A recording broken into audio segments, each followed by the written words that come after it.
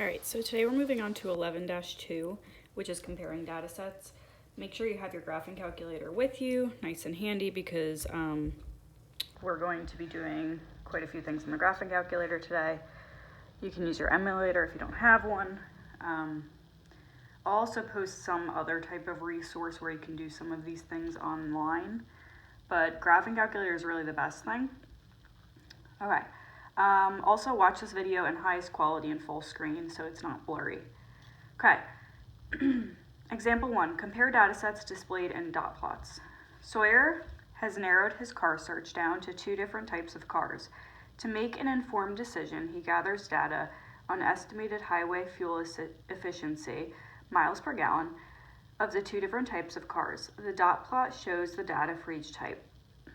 So for the type 1, we have all of these different values here. They're clustered between 33 and 38. For type 2, these values are clustered between 35 and 44. We have an outlier at 51. If highway fuel efficiency is the most important feature to Sawyer, which type of car should Sawyer purchase? Oh my goodness, I can't speak today. So Sawyer should purchase type 2. So I'm going to write type 2 because they are clustered between 35 and 44. Type 1 cars are clustered between 33 and 38. So basically these cars overall get better gas mileage than these ones because they're higher. Okay. Next. B, Sawyer wants more information about the fuel efficiency of each type of car, so he calculates the mean and the mean absolute deviation of the 2 data sets. How can these measures help him make a more informed decision? Okay, so basically, mean means the average, so you just add up all of the values and then divide by how many there are. There's 16 values. That's how you find the mean for both. Mean absolute deviation, we did this last year. You also did it in 6th grade math, so we'll review how to do it. I'm not going to go through every single step of it. I will put an anchor chart for you to look at if you really are having trouble with it, but I'm not going to expect you to do this longhand anymore. I'm going to expect you to do it in the graphing calculator. So how you would find it longhand, so mean absolute deviation of type 1. So if I wanted to find the mean absolute deviation of this data, what I would do is I would take the mean, and it gives us that the mean of type 1 cars is 35.78. So what I would do is I would take each value, so the first value I have is 33,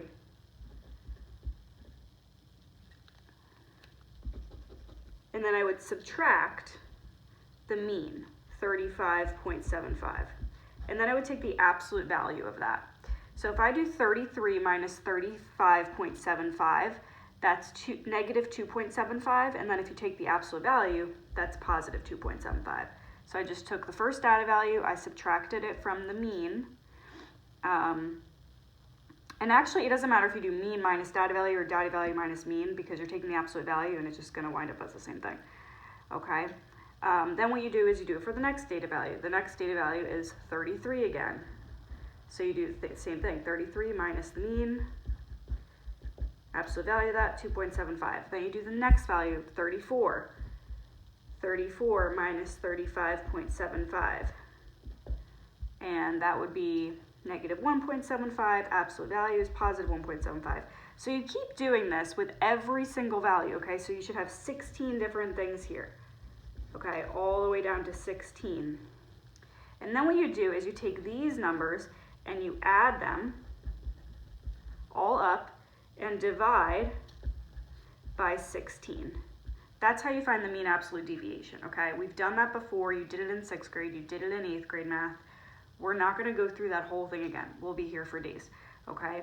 I'm going to teach you how to do this in the graphing calculator now, which is, I'm going to be honest, it's a lot. So pay attention, pause the video if you need to. Okay, the first thing we're going to do is we're going to enter the data for type 1. So let me go all the way back just in case you don't remember how to get to this step. Okay, you go to Stat,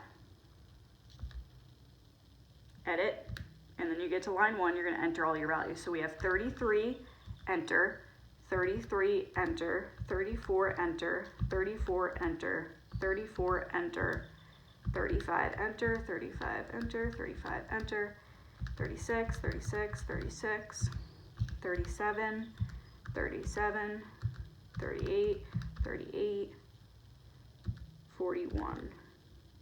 Okay, you have to enter all of your values. You should be doing this with me.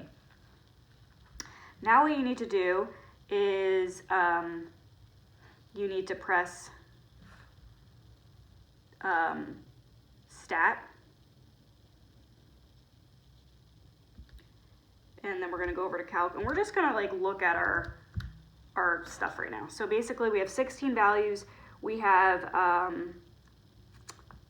a mean of 35.75, which is correct, okay. If you scroll down, this gives you your Q1, it gives you your median, it gives you your Q3, it gives you your min, it gives you your max. This is where all of the good stuff is. However, you'll notice in here there is no mean absolute deviation. So it tells you everything you need to know except for mean absolute deviation. So how you find that, let's write down the steps. So first step is enter data, we did that. Next, you need to press second. Then you need to press Stat. And that's going to get you to this screen. Second and then Stat. So second, Stat. Then you need to arrow over to Math. So arrow over to Math. Then you need to select the mean, so you scroll down to mean, select that. Then you need to press second and then 0. So you're going to press second, 0. That's going to get you to the catalog because now we need the absolute value. So you're going to do second, 0. You're going to click absolute value, which is ABS. And now your screen should look like this. Can you see this? Okay. The next thing you're going to do is you're going to press second and then 1. And that's going to get you up to L1, so you're list 1. Then you're going to press the minus sign. So you're taking all the values, your list values, you're subtracting second stat, so next thing is second stat, arrow over to math again. Oh, I just pressed min on accident, sorry about that. So second stat, arrow over to math, scroll down to mean. So select mean. Then you're going to press second, and then you're going to press 1 again for L1 because you're finding the mean of L1.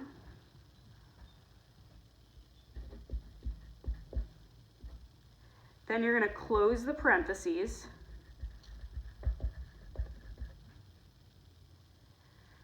So I'm going to close those parentheses, and then I have other parentheses out here I need to close. So then what I'm going to do is I'm going to go outside bracket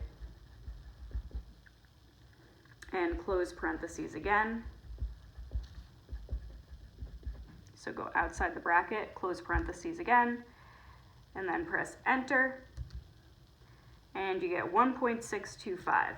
So the mean absolute deviation, so type 1, mean absolute deviation is 1.625. Okay?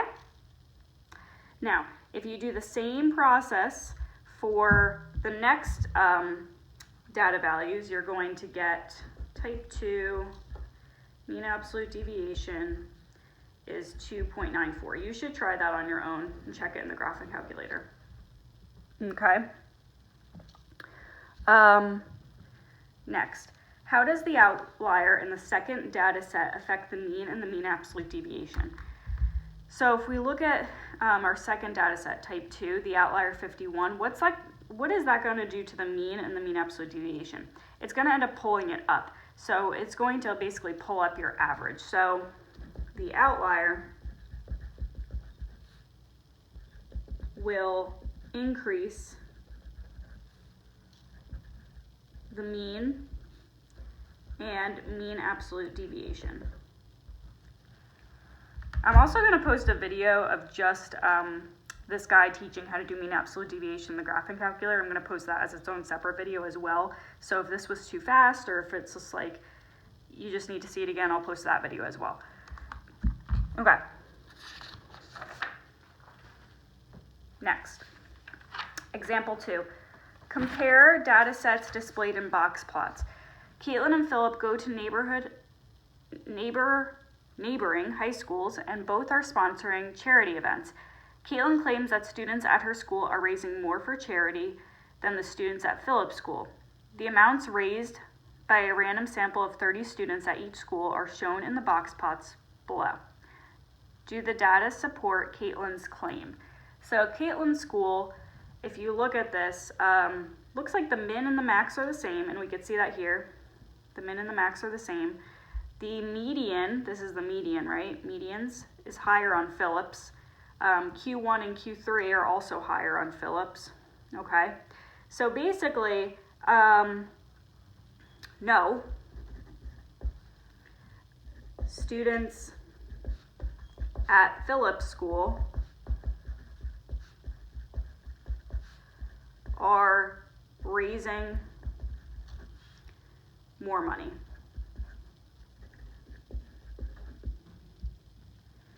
How does the IQR compare to the range for each school? Okay, so the IQR is Q3 minus Q1, so IQR is Q3 minus Q1. So Caitlin, with her school, the IQR is, let's see, Q3 is 68. Sorry, no. Q3 is 52, and then Q1 is 32. So 52 minus 32 is 20. And then the range is going to be your max minus your min. So 68 minus 25, and that's 43. Now if we do Philip, the IQR is Q3 minus Q1. So Philip, Q3 is 56 minus Q1, so minus 45, that's 11.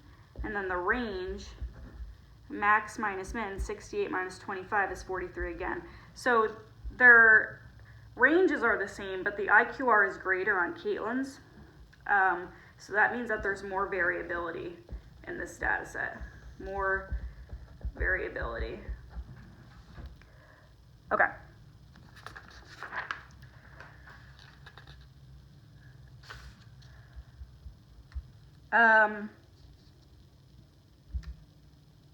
I'm going to stop for today. I think that's like a lot with the graphic calculator and everything. So I'm going to stop. I'm going to split this up into 2 days. I'll video this part next, example 3 and 4. So I'll post some problems for you to do. Okay? All right, bye.